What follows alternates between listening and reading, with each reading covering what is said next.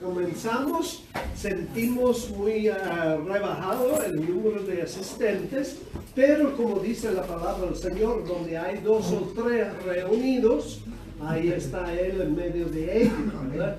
Así que si hay alguna persona ahí afuera que necesita una silla, aquí hay varias sillas donde los niños han abandonado para ir a su culto al otro lado, ¿verdad?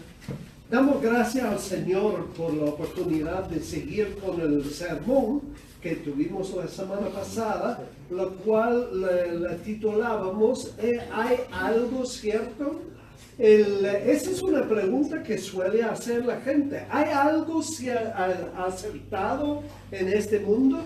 Como creyentes podemos responderle sí. Sí, hay una certeza de que la Biblia es la inspirada palabra de Dios.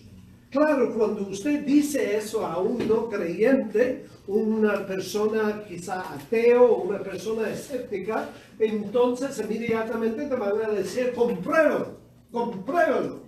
Así que es bueno que nosotros como creyentes somos conscientes de algunos argumentos para presentar el caso de la inspiración de la palabra de Dios, recordándoles que la palabra inspirado significa soplado. O leería en el original, el griego original, es de una trompista o flautista que está soplando su instrumento para que hace ruido. La idea es que Dios sopló sus palabras en la mente de los escritores, no autores. Dios es el autor, ellos fueron los escritores y ellos escribieron tal cual como Dios alumbró su mente para saber las palabras que escribieron. Y si este es cierto, tiene que haber ciertas, ciertas evidencias en la Biblia que destaca este libro de cualquier otro libro que existe en el mundo, o cosas que no pueden ser manoseados, controlados por el hombre. La semana pasada vimos dos razones por las cuales podemos estar acertados de que la Biblia es la palabra de Dios. La primera, ¿cuál fue? Vamos a ver quién estaba escuchando.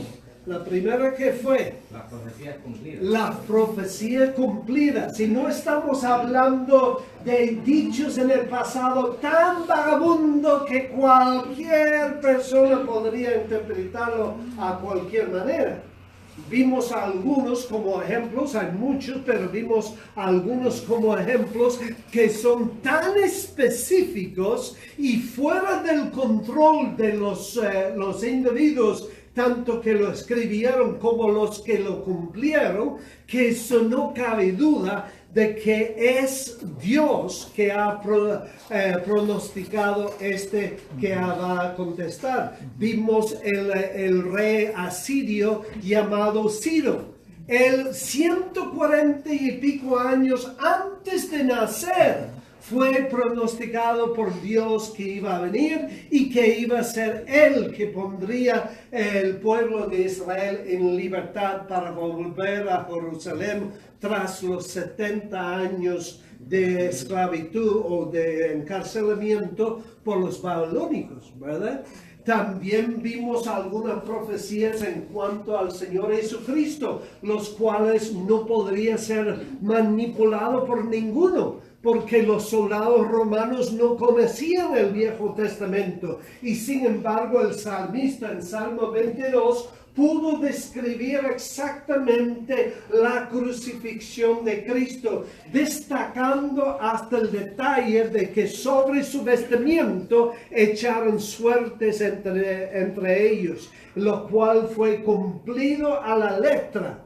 Y este fue casi 1000 años antes de que Cristo estuviera en la tierra. Así que la profecía cumplida es evidencia de la mano de Dios en este libro. También vimos la segunda. ¿Cuál fue la segunda? la unidad entre la diversidad de la palabra de Dios. Ningún libro tiene tantos escritores como lo tiene la Biblia, más de 40 escritores, sobre 1500 años. Y hablando de diferentes trasfondos económicos, sociológicos, de educación, y sin embargo su mensaje es uno desde Génesis hasta Apocalipsis, sin ninguna discreción ni error entre ellos. Es un libro único, no hay otro libro que pueda aclamar y afirmar esto. La tercera que vamos a ver hoy es uno muy interesante y espero que disfruten la evidencia que les presento, y es este: cada creyente verdadero puede estar acertado en que la Biblia es la palabra inspirada de Dios por su infalibilidad y su inerrante enseñanzas y dichos. Vamos a ir a Salmos 119 y 160. Vamos a ir al salmo más largo de toda la Biblia, Salmo 119. Y vamos a ver lo que dice la palabra de Dios en este pasaje. Salmo 119 y el versículo 160. Cuando lo tiene, por favor, alguien lo lea en voz alta. La suma de tu palabra es verdad, y eterno es todo juicio de tu justicia. Muy bien, aquí el salmista está declarando su confianza en la palabra de Dios. Y está diciendo, todo lo que leo en tu palabra es verdad. Cuando nosotros hablamos de estas dos palabras antes mencionadas en el título de este punto, infalible. La palabra infalible significa incapaz de hacer un error en su escritura. Es decir, mientras los escritores estaban escribiendo, nunca necesitaban el Tipex, ¿verdad? Nunca necesitaban el whiteout, ¿verdad? Correcto. El corrector. ¿Por qué? Porque estaban escribiendo guiado por el Espíritu de Dios. Por ende, cuando ellos escribieron, todo lo que escribió fue sin error ninguno. Y por esa razón nosotros podemos tener confianza en la palabra de Dios. Tú no vas a ver ninguna corrección dentro de la palabra de Dios. Esto, en cambio, cuando miramos los libros famosos del Corán y el libro de Mormón, hay una gran diferencia entre la Biblia y ellos. En el Corán hay evidencia de centenarios de errores en cuanto a la gramática, en cuanto a la arqueología, en cuanto a sus dichos matemáticos y contradicciones dentro del mensaje del mismo libro. Luego el libro de Mormón, entre el original, la primera edición, y el libro que los mormones le ofrecen hoy en día, ha contado 3.913 correcciones que han hecho. Pero la Biblia nunca se ha hecho ninguna corrección. ¿Por qué? Porque es infalible en lo que dice. Pero luego está la otra palabra que utilicé, y es la palabra inerrante. ¿Qué quiero decir eso? Eso quiere decir que lo que se ha escrito nunca podrá descomprobarlo. Nunca podrá decir es insertado en lo que dice. Esto es interesante porque la Biblia no es, como se llama, un libro de texto de matemática, ni de geología, ni de ninguna otra disciplina de la educación presente hoy en día que se aprenden los jóvenes en la universidad. Pero, sin embargo, cuando ella enseña algo, o ella dice algo acerca de las disciplinas exteriores a la religión, es totalmente acertada y nunca ha sido descomprobado por la ciencia moderna de hoy. Por esa razón le dije en sus enseñanzas y sus dichos, porque las enseñanzas son las enseñanzas que nosotros recibimos acerca de nuestra relación con Dios y la política interna de la iglesia y nuestra forma de comportar. Eso es algo muy exclusivo para nosotros. Pero luego, aquí y allá, la palabra de Dios hace comentarios acerca del mundo que está afuera. Y el mundo nunca ha podido descomprobarlos. ¿Saben ustedes que en el 1950 la Academia de Ciencias de París, en Francia, editó un panfleto, un folleto, en lo cual delinearon 50 errores científicos que hallaron en la Biblia? Todo el mundo estaba escandalizado. Todo el mundo decía, ¡oh! Entonces la Biblia no es inerrante en sus dichos acerca de la ciencia. ¿Saben ustedes hoy en día que no hay ni un solo científico en el mundo entero que cree tan siquiera uno de estas afirmaciones científicas que hizo en 1950 la Academia de Ciencias? La ciencia siempre está cambiando. Lo que no creen hoy, creen mañana. ¿Por qué? Porque el hombre es finito en su inteligencia. Amén. El hombre no sabe todo. Entonces, a menudo que la ciencia va avanzando, va descubriendo más y más, y va dándose cuenta que la Biblia tiene razón. Tan seguro es un millonario en los Estados Unidos, que a la vez es un científico, que él ha puesto hace años ya, y todavía está ahí, puede verlo en el internet, pero si usted va al internet y busca el reward, ¿cómo se llama? La recompensa en español, ¿verdad? La recompensa ofrecido para aquel que puede demostrar definitivamente un error científico en la Biblia. $10,000 ofrece ese señor por cualquiera que lo puede hacer. Y lo puso en ese tiempo de 1950, cuando la Academia Francesa había producido o editado ese panfleto, ese folleto. Desde entonces hasta hoy, los $10,000 todavía están siendo ofrecidos y nunca han sido recolectados. Muchos han intentado, pero nunca ha sido comprobado definitivamente que hay un error científico en la Biblia. ¿Sabe qué cómo se llama? Cuando nosotros estudiamos esto, quiero delinearles algunos hallazgos científicos que en el tiempo de ser escrito por la Biblia, la gente no sabía, como decimos en el vulgo, ni papa de este asunto, ¿verdad? No sabían si la Biblia era acertada o no, porque no sabían nada de eso. Pero sin embargo, con el avance de la ciencia, se ha podido comprobar. Aquí son algunos de ellos. Vamos a ir adelante. Por ejemplo, vamos a ver si yo les hallo en mi escrito aquí.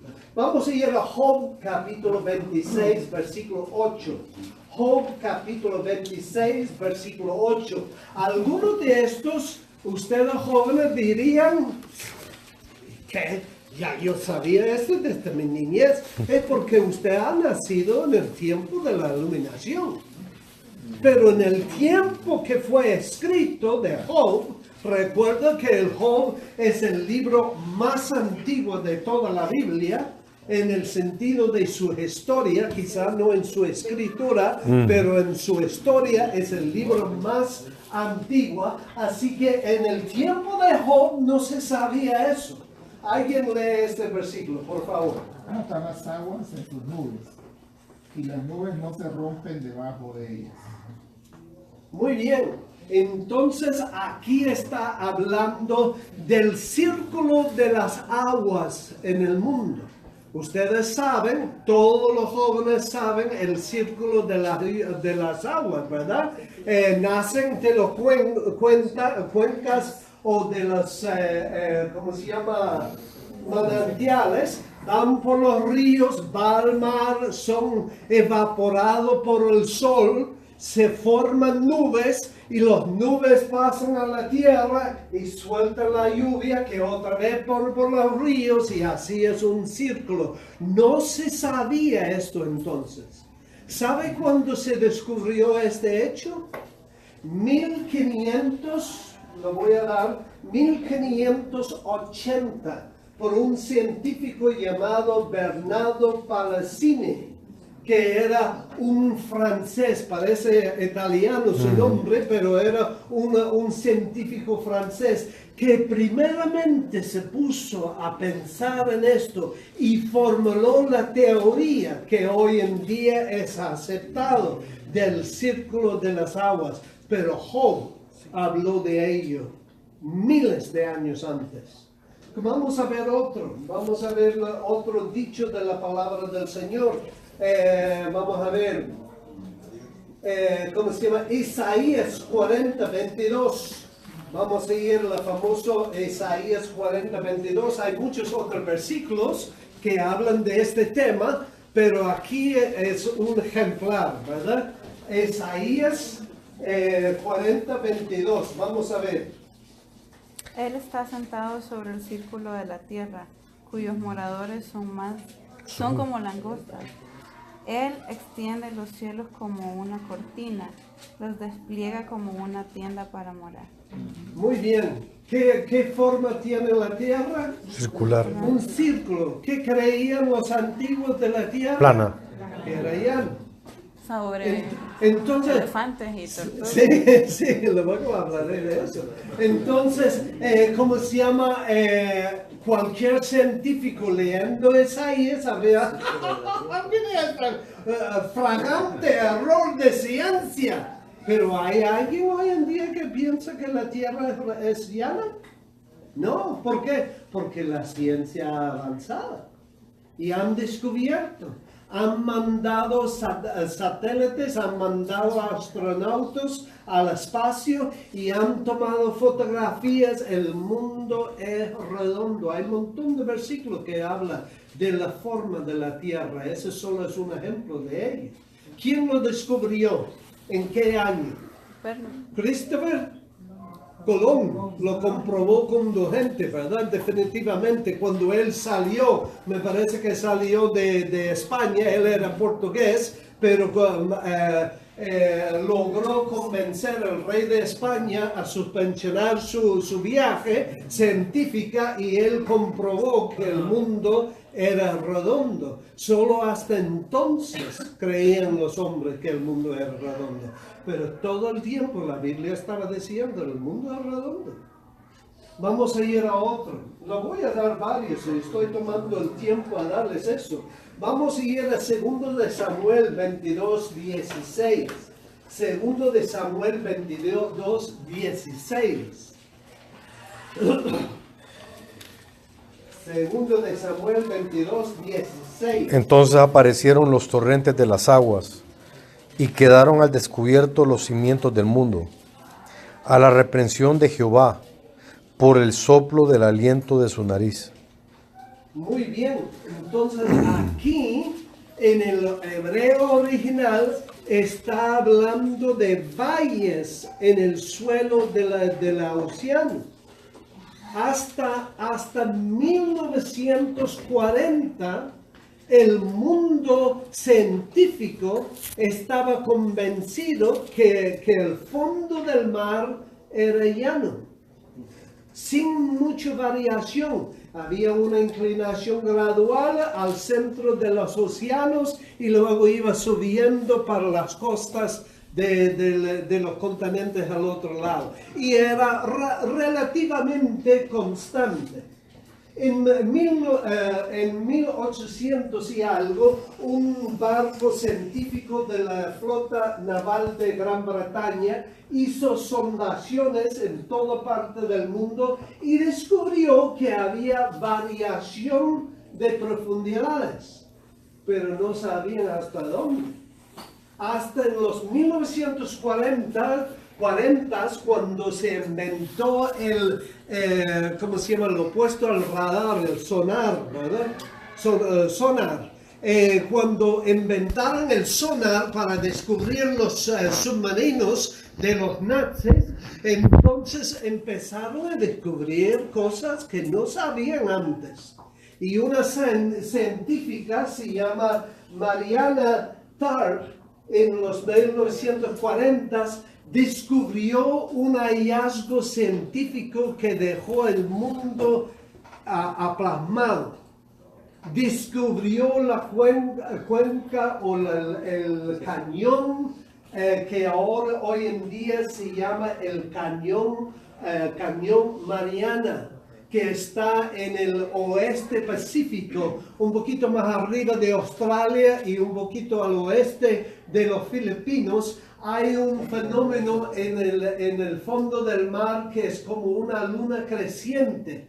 Y voy a darles los datos de esto. Vamos a ver. Ustedes han oído del Monte Everest, ¿verdad? El montaña Everest. El monte de Everest tiene una altura sobre la mar de 8.848 metros. Ese cuenca o ese valle en el mar que esa mujer halló, tiene las medidas hoy en día con la ciencia ha avanzado tanto que pueden comprobar eso.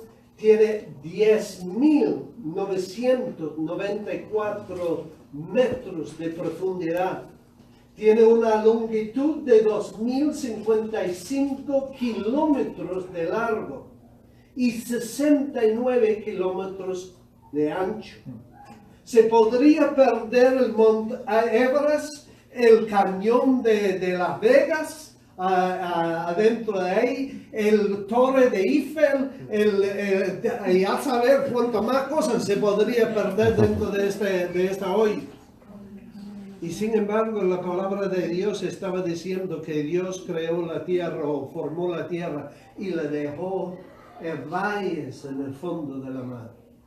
Vamos a ver algunos otros hallazgos científicos y voy a, por el tiempo, en vez de leerlos, apúntalos y le voy a decir qué dicen. El Salmo 8, versículo 8, habla de los caminos del mar, ¿verdad? Y el mundo científico reía eso. Caminos del mar. El mar es el mar, no hay caminos en el mar. Pero en 1850, Matthew Murray, un científico americano trabajando con la Fuerza Naval Americano, tras muchos años de investigación, él era creyente, había leído Salmo 8, versículo 8, y él decía, la palabra de Dios dice que hay caminos, así que tiene que haber caminos. Y él utilizó muchos años, utilizando mucho recurso, y descubrió que hay caminos en el mar. Hay camino Gulf Current, no sé cómo es en español, que va del Caribe y sube arriba y hace una gira a Europa. Y hoy día los barcos mercantiles utilizan esos caminos porque los corrientes favorecen su viaje y cortan días, meses de sus viajes. Y él halló estos caminos en varios sitios en el largo del alrededor del mundo, en los 7 océanos, están ahí. Y hoy en día le llamamos los caminos de navegación, lo llaman. Pero fue solo hasta los 1850 que el mundo científico se dio cuenta de lo que la palabra de Dios estaba hablando. El mismo científico leyó en Eclesiastés, versículo 1, versículo 6, que los vientos tienen su circuito. El mundo científico, el viento es el viento. Pero ya han descubierto, de la misma forma que en el mar hay caminos, hay circuitos de aire en el cielo, que hoy en día los compañías aéreas utilizan para favorecer sus viajes de los Estados Unidos a Europa y a diferentes partes del mundo. Pero solo fue hasta 1850 que el mundo entero científico se dio cuenta de este fenómeno. Pero sin embargo la palabra de Dios estaba hablando de ello. Recuerda que David escribió 1000 años antes de Cristo. Así que 1850 más 1000 es 2850 años antes del mundo científico. La palabra del Señor estaba anunciando. Queridos hermanos en Cristo, nosotros tenemos un libro en nuestras manos que es algo enorme. Vamos a ir a uno que mencionó la hermana Marcela. Mire lo que dice en Job 26:7. Eso sí, vamos a buscar. Job 26:7. Job 26:7. Él extiende el norte sobre vacíos, cuelga la tierra sobre nada. Cuelga la tierra sobre nada. ¿Quién en su vida, en el tiempo de Job, podría creer que algo se podría quedar suspendido en nada? Nadie lo creía. Los hindúes estaban enseñando que el mundo estaba sentado en la espalda de un elefante y el elefante a su vez estaba parado en una gigantesca tortuga y la gigantesca tortuga navegaba por el universo llevando al mundo con ello y el elefante por supuesto. Entonces esta era la ciencia del tiempo que estas palabras fueron escritas. Los griegos creyeron que el mundo estaba sentado sobre 5 pilares de marfil. Nadie creía que estaba suspendido en nada. ¿Cuándo se dio cuenta el mundo científico de esto? Solo en los años 1960, cuando empezaron a mandar satélites al espacio y podrían tomar fotografías y pasarlos otra vez a los habitantes del mundo, que el mundo científico descubrió que el mundo no está sentado en nada. Está suspendido en la nada. Pero Job, el libro más antiguo de la humanidad, lo decía. ¿Cómo sabía Job eso? Solo por la inspiración de Dios.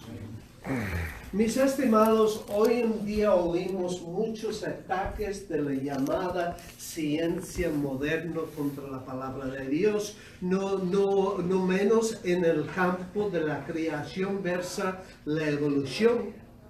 Y sin embargo, muchos creyentes hoy en día tratan de justificar y torsionar la palabra de Dios para encuadrar con la ciencia que luego va a cambiar y dejarlos en el ridículo, en vez de creer lo que la palabra de Dios dice. Mi estimado, la palabra de Dios es inerrante en su escritura. No hay nadie que puede descomprobar lo que dice la palabra de Dios. Y cualquier científico que levanta una acusación contra la palabra de Dios, le decimos, espera, vamos a ver. Sabe que la ciencia es como su computadora. El momento que lo anuncian ya está desfasado porque han hallado algo que lo comprueba. ¿Sabía usted eso, verdad? Que cuando usted compra su computadora más avanzada, más potente del momento, ya tiene 6 ediciones más esperando en el almacén que va a reemplazar el tuyo que acabo de pagar un pastón a comprar, ¿verdad? pero tiene que justificar eso, así que queremos que ustedes lo pagan y luego lo vamos a sacar lo que realmente hemos descubierto. La ciencia siempre está cambiando. Pero ¿sabe lo que dice el salmista en 119, 160? Vamos a leerlo de nuevo. Dice, la suma de sus palabras es verdad y eterno es todo juicio de tu justicia. Yo esperaba que yo iba a darles 3 más razones, solo hemos llegado a una más. Así que vamos a dejarlo, no quiero cansarle porque su cabeza se va a estallar, ¿verdad? Entonces vamos a dejarlo ahí para otra semana. Pero le voy a decir algo, mi estimado, con cariño le digo, si usted está aquí y usted no conoce a Cristo, no ha depositado tu fe en Él y piensa que todo eso es una fábula y que todo es un rollo, no deja que la ciencia moderna le confunde. Abre tu mente, abre tu corazón al verdadero Dios que tuvo el poder de revelar a los antiguos estas grandes verdades de la ciencia que el hombre moderno apenas está aprendiendo. Y reconoce el mensaje de la palabra de Dios cuando dice que por cuanto todos pecaron y están destituidos de la gloria de Dios. Esa palabra destituido quiere decir alejado. Dios es un Dios santo y no puede permitir que el pecado entre en su presencia. Y usted y yo somos pecadores, hemos transgredido la ley de Dios. Cuando la ley de Dios dice no robarás, no darás falso testimonio, no blasfemarás, no tomarás el nombre de tu Dios en vano, etcétera, etcétera. Cada uno de nosotros hemos roto esas leyes y por ende somos pecadores. Pero Dios es tan santo y tan puro de ojos. La palabra de Dios, esta palabra que ha acertado en tanto, dice que el Dios santo no puede permitir que un pecador entre en su presencia. Si usted muere en su pecado, mi estimado, usted estaría separado de Dios para toda la eternidad. Pero he aquí la palabra de Dios en su amor. Dice, por cuanto Dios amó al mundo, que dio a su Hijo unigénito. Ese Hijo que fue pronosticado por más de 375 profecías que fueron cumplidos literalmente a la letra. Para morir sobre la cruz de Calvario, por ti y por mí. Amén. Y si usted cree ese mensaje y entrega su corazón a Él, si rinde delante del Dios, el soberano del universo, y confiesa su pecaminosidad, y le pides perdón, la palabra de Dios dice, el que clama al nombre del Señor será salvo. Y como hemos dicho, todo creyente verdadero puede tener la certeza en este momento de confesar su pecado y aceptar a Cristo como tu Señor y Salvador. El Espíritu Santo abrirá tu mente, abrirá tus ojos para que vea la veracidad de la palabra de Dios. Todo se cambiará a tener, en vez de confusión, sentido cuando lees la palabra del Señor. Y ya darás cuenta que ha habido un cambio en tu ser, que el Dios vivo ha entrado en ti y te ha dado el don de su Espíritu Santo y te ha hecho hijo suyo. Si usted desea saber más de este tema o más acerca de aceptar al Señor Jesucristo, ¿por qué no me acerca después del culto? O mira a algún otro hermano de su confianza, acércale y hágale las preguntas pertinentes a sus dudas. Para que podamos sentar contigo y abrir la palabra de Dios y explicarle uno a uno lo que Cristo hizo en la cruz de Calvario. Mi estimado, no sale de este local en esta mañana sin Cristo. Porque a salir sin Cristo es ponerle a la exposición de ser castigado por Dios para toda la eternidad. Porque ninguno de nosotros sabemos si vamos a vivir para ver mañana. Todos podríamos morir hoy en la noche o hoy en camino a casa. Dios no lo quiere, pero cualquiera de nosotros podríamos sufrir un accidente y ya se acabó su oportunidad. He aquí, ahora es el tiempo aceptable. He aquí, hoy es el día de salvación. Amén. Acepte a Cristo antes de que sea demasiado tarde. Que Dios le bendiga. Amén.